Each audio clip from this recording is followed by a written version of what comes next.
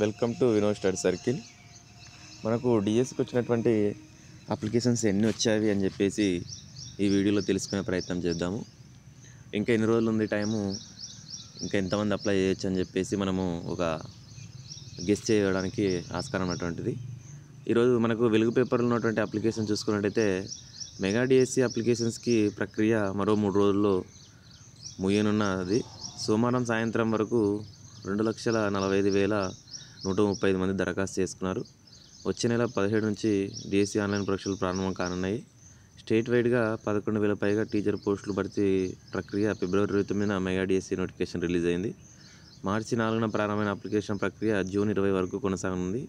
ఈ నెల 19 వరకే ఫీజు చెల్లించే అవకాశం ఉంది.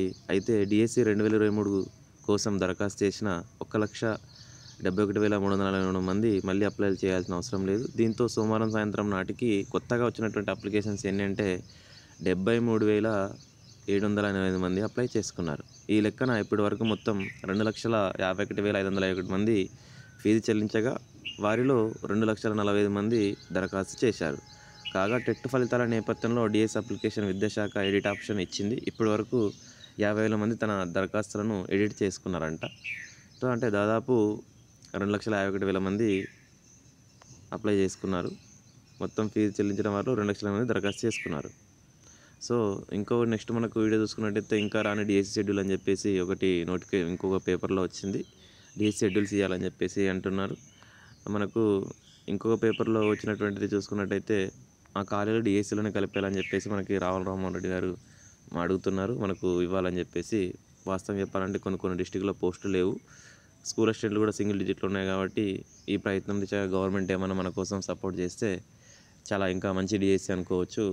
ఇంకొక మినిమం వీళ్ళు చెప్పినట్టు 9,000 ఖాళీలు ఉన్నామంటున్నారు. మనకు ఇంకొక 9,000 కన్నా పోస్టులు కలిపితే చాలా మంచి నోటిఫికేషన్, పెద్ద నోటిఫికేషన్.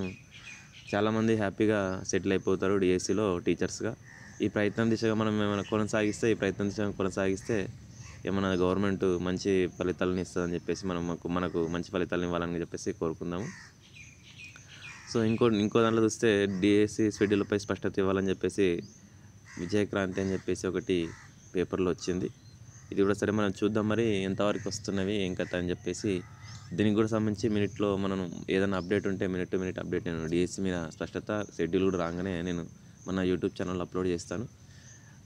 ఆల్రెడీ డిఎస్సి అప్లికేషన్స్తో పాటు కూడా సరే నేను యూట్యూబ్ ఛానల్లో కమ్యూనిటీ సంబంధించిన కొన్ని క్విజ్ సంబంధించిన పర్స్పెక్టివ్ ఎడ్యుకేషన్, కరెంట్ అఫైర్స్ సంబంధించిన అటువంటి వాటిని కూడా సరే నేను రోజు అప్లోడ్ చేస్తున్నాను క్వశ్చన్స్ని. ఈ 2 రోజులు నాకు కొద్దిగా బిజీ ఉండడం వల్ల చేయలేకపోయినాను. ఈ రోజు నుంచి కూడా సరే నేను స్టార్ట్ చేస్తాను. మన వీడియో నచ్చినట్లయితే లైక్ చేసి, షేర్ చేసి, సబ్స్క్రైబ్ చేయండి. Thank you so much for everyone.